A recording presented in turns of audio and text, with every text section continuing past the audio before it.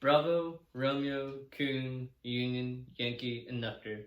These are the names of the bombs that were dropped in the Bikini Atoll and the Inuitok Atoll out in the North Pacific Ocean. These bombs are nuclear thermal weapons tested by the US government to see how strong of a weapon that they could create during the Cold War. They had one that was miscalculated and underestimated, causing devastating effects not only to the environment, but to the other economy of another country. This was devastating to the government.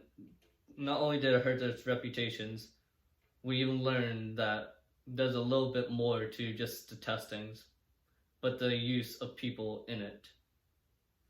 Whether a bomb large or small, it doesn't matter its size. It has one goal in mind. It is to destroy whatever is within its radius. Operation Castle was a 6-part series of thermonuclear testings to see how strong of a weapon that could create with different substances. The thermonuclear bomb was a weapon that compressed atoms at high heats and extreme temperatures to see how big of an explosion that they could get. The first project was called Castle Bravo, and also the one that was miscalculated.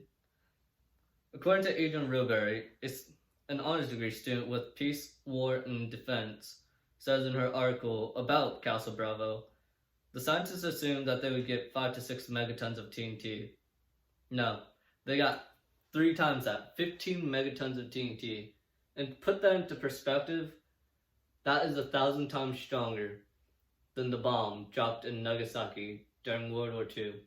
That is devastating to a country, nevertheless alone, to a small island of inhabitants of under 1,000 people.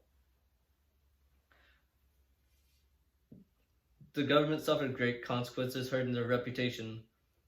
The people that were promised a home to return to no longer had a home, and with that, the government had to pay millions for them for a new home to go to.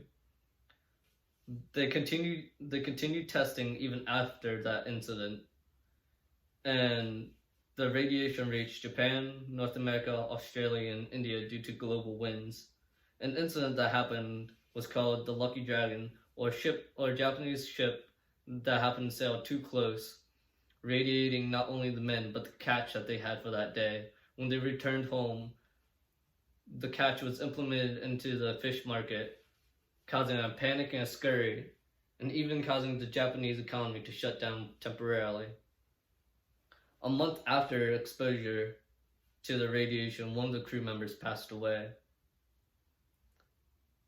We learned that the people nearby on other islands around Bikini and the Inuitok Atoll were also tested to see how the radiation affected them.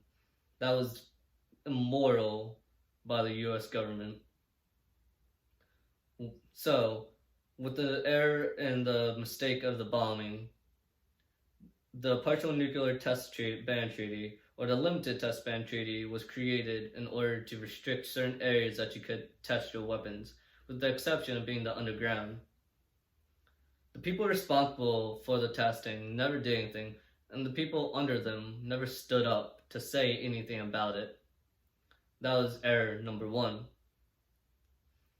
The bombs that were created were devastating, and it shows that man's creation can destroy a whole entire planet. And as great as America is, even we are flawed. We had too big of an ego during the Cold War to see how strong of a weapon we could create, how much we could one-up our opponent, ignoring the possible consequences of a nuclear fallout.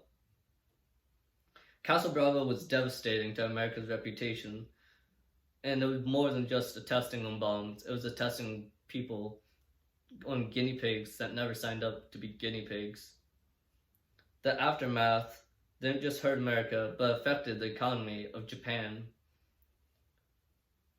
So, a quote by Dexter Gordon, a saxophone player: "In nuclear war, all men are cremated equally.